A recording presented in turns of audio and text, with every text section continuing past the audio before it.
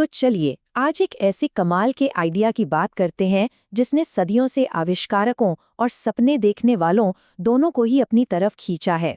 ये आइडिया है perpetual motion का, मतलब ऐसी एनर्जी जो कभी खत्म ही न हो। जरा सोचिए, क्या कोई ऐसी मशीन हो सकती है जिसे बस एक बार धक्का दिया जाए और फिर वो हमेशा हमेशा के लिए चलती रहे, बिना किसी बैटरी, बिना किसी फ्यूल के? क्या ऐसा सच में मुमकिन है? अब देखिए, ये कोई नया सपना नहीं है। इसकी कहानी तो बहुत पुरानी है, करीब करीब 900 साल। बात है 1159 ईस्वी की, जब एक महान भारतीय गणितज्ञ भास्कर ने एक ऐसे पहिए का डिजाइन बनाया था जिसे देख के लगता था कि भाई ये तो हमेशा घूमता ही रहेगा। तो आखिर ये परपेचुअल मोशन मशीन है क्या चीज?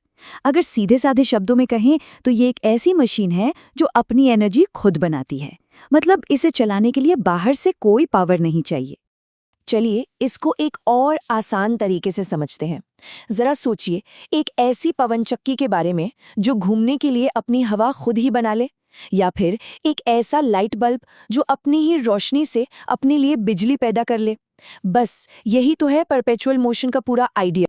और पता है, इतिहास में ऐसे ऐसे कमाल के डिजाइन्स बनाए गए हैं सपने को पूरा करने के लिए, लेकिन हर बार एक ही प्रॉब्लम हुई। ये सारे डिजाइन हकीकत की दीवार से जाके टकरा गए।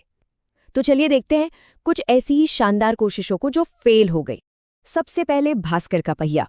आइडिया तो बड़ा सिंपल था। उन्होंने सोचा कि पारे यानी मर्क्यूरी से भरी ये जो टेढ़ी मेढ़ी ट्यूब्स हैं, ये पहिए के एक साइड को हमेशा भारी रखेंगी और वो घूमता रहेगा। पर हुआ क्या, जैसे ही पारा बहता वो पहिए के सेंटर ऑफ मास को नीचे खींच लेता और पहिया बस एक पेंडुलम की तरह थोड़ा सा हिलकर रुक जाता। फिर आए रॉबर्ट बॉयल 17वीं सदी में। उनका आइडिया था कैपिलरी एक्शन को यूज करना। मतलब जैसे पतली ट्यूब में पानी अपने आप ऊपर चढ़ता है ना, उन्होंने सोचा कि इसी से एक बर्तन अपने आप भरता रहेगा। लेकिन इसमें एक बड़ा लॉजिकल पेंच था।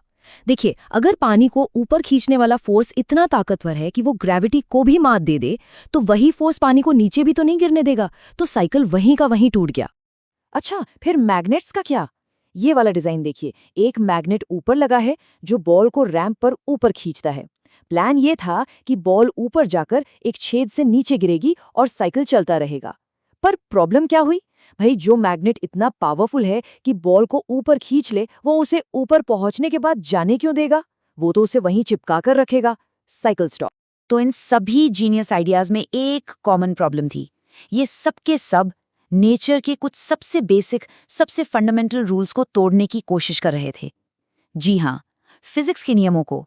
तो चलिए बात करते हैं उस पहले नियम की जो इन सारे डिजाइन्स को नामुमकिन बना देता है। और ये एक बहुत ही सीधी सी बात पर टिका है कि बिना कुछ दिए कुछ भी नहीं मिलता। फिजिक्स की भाषा में इसे कहते हैं थर्मोडायनामिक्स का पहला नियम। ये नियम क्या कहता है?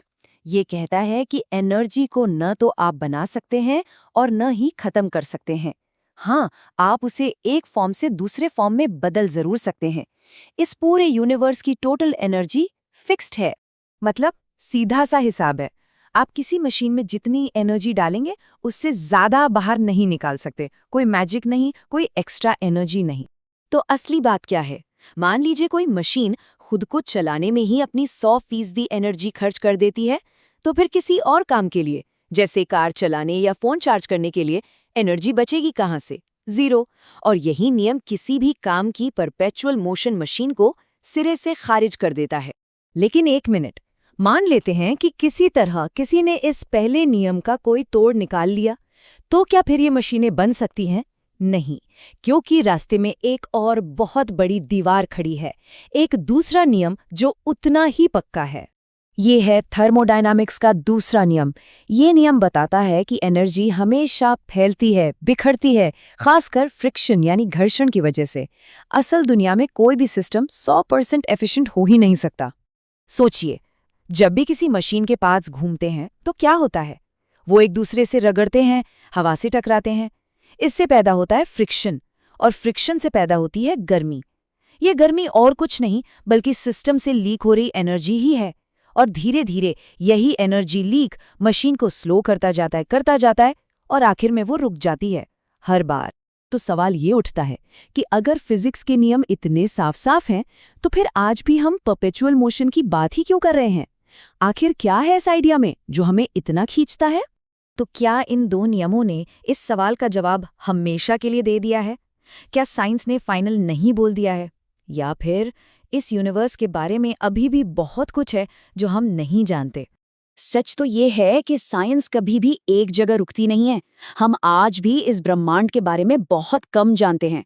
क्या पता भविष्य में मैटर का कोई ऐसा नया रूप मिल जाए जो इन नियमों को ही बदल दे। या हो सकता है कि क्वांटम लेवल पर, यानी बहुत ही छोटे स्केल पर, चीजें बिल्कुल अलग तरीके से काम करती हैं। देखिए, हो सकता है कि हम कभी भी एक परपेचुअल मोशन मशीन बना ही ना पाएं, लेकिन एक चीज है जो सच में परपेचुअल है, जो कभी खत्म नहीं होगी। वो है हमारी जानने की इच्छा, हमारी एक खोज। और शायद आखिर में यही सबसे ज्यादा मायने रखता है।